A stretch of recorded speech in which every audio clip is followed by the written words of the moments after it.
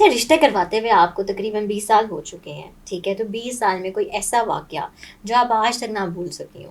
یار ایسے کئی واقعات ہیں، بہت ساری چیزیں ہوتی ہیں، بہت لوگوں کے اتنے فیسز ہیں کہ کئی دفعہ تو ہمیں بھی سمجھ نہیں آتی کہ یار یہ یہاں سے اٹھ کے جاتے ہیں اور جب لڑکی والے گھر جاتے ہیں تو ان کے بالکل ڈفرینٹ ایٹیٹیوڈز ہو جاتے ہیں.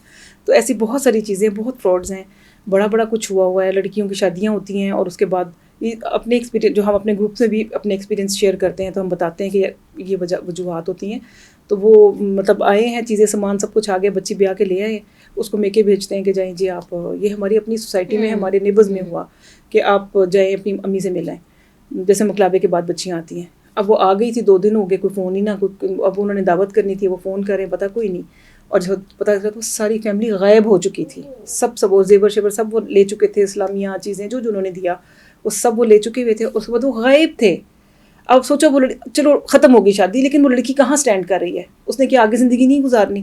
آپ اس کو کوئی پیپر بھی نہیں دے کے جا رہے ہو تاکہ وہ کہیں آگے چلے. اور پھر کتنا ٹائم اس بچی کا ضائع ہوا، اور پھر انہیں بیچاروں نے پتہ نہیں کتنے فتوے لیے، اور پھر کہیں جا کے اس کا وہ ختم کیا کیس، اپنی طرف سے خلا کا وہ بنایا انہوں نے، اور پھر اس بچی کی شادی دوبارہ کی.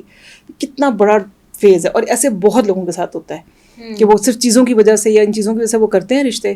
تو وہ، اور دوسری ایک چیز جو بہت زیادہ خراب کرتی ہے وہی ہوتی ہے کہ لوگ چھوٹے علاقوں سے اٹھتے ہیں کیونکہ ان کے بچوں کے رشتے نہیں ہو رہے ہوتے، تو وہ کرایوں پہ آ جاتے ہیں بڑے علاقوں میں، ڈیفینس میں آ گئے یہاں تو، اور یہ چیز پھر وہ بتاتے نہیں ہیں.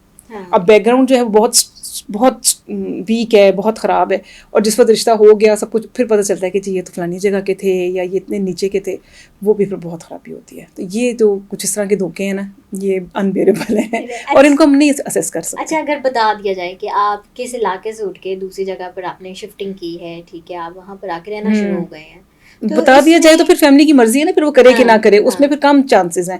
پھر میں یہ سوچ کے ہی کروں گی نا کہ ہاں یار، پھر وہ ہوتے ہیں وہاں جا کے بیک گراؤنڈ چیک کر لیں کہ یہ فلانی جگہ کے ہیں تو چلو ہم جا کے دیکھ لیتے ہیں، اگر سب چیزیں ٹھیک ہیں تو لوگ کر بھی لیتے ہیں. لیکن بنیاد ہی جھوٹ پہ رکھی جائے نا تو پھر وہ یہی کہتے ہیں کہ آپ نے پہلا اسٹیپ ہی جھوٹ کا لیا.